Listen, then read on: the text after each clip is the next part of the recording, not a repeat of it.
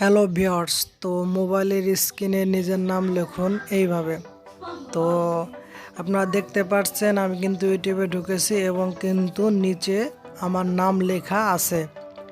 তো এইভাবে মোবাইলের স্ক্রিনে নাম লেখা দেখতে পারবেন আপনার মোবাইলে। তো সম্পূর্ণ ভিডিওটি দেখলে অবশ্যই শিখতে পারবেন এবং যে কোনো জায়গা থেকেই আপনি কিন্তু এই নামটা দেখতে পাবেন, যে কোনো অ্যাপসের ভিতরে ঢুকলেও দেখতে পারবেন।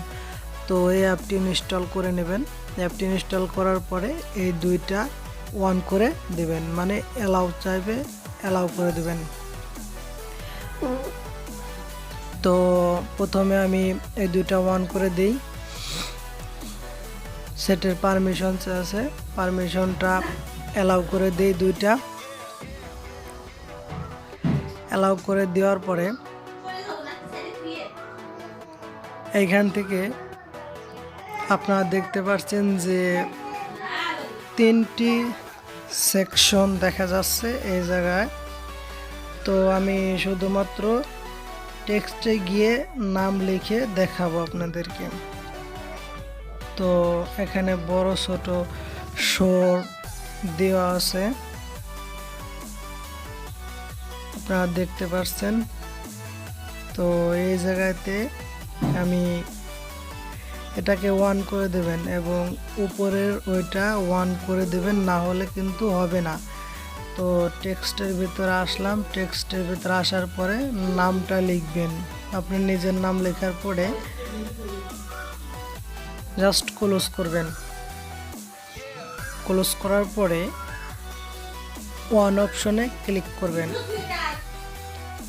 ওয়ান অপশনে ক্লিক করার পরে আপনারা এখান থেকে লেখাটাকে ছোট বড় করে নিতে পারবেন, সাইজ কম বেশি করে নিতে পারবেন এবং কি তারা বেঁকা কত সেকেন্ড পর পর নড়াচড়া করবে সব কিছু এখান থেকে করে নিতে পারবেন। তো আপনাদেরকে দেখাচ্ছি আমি কোনভাবে কিভাবে শো করবে এবং কিভাবে নড়াচড়া করবে।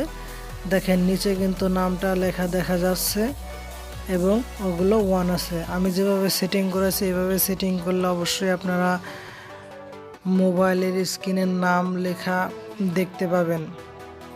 তো এইভাবেই মূলত মোবাইলের স্ক্রিনের নাম লেখা হয়।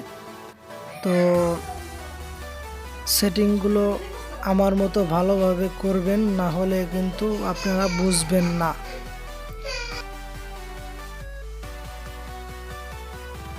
তো সেটিংগুলো এভাবে ছোট বড় করে মাঝারি করে আপনার লেখাটাকে আপনি কিন্তু সাজাতে পারেন।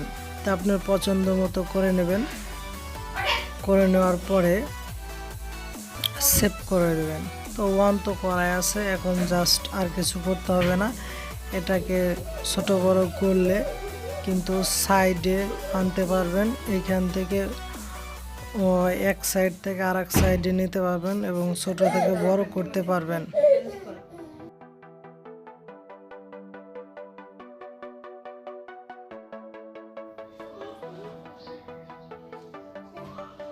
তো এখন কিন্তু সেভ হয়ে গেছে। এখন কিন্তু যে কোনো অ্যাপের ভিতরে গেলে পরে আপনি কিন্তু এই লেখাটাকে দেখতে পারবেন এবং মোবাইলের সামনে সবসময় ভেসে থাকবে এই লেখাটা। তো ভিডিওটি ভালো লাগলে লাইক কমেন্ট শেয়ার করবেন।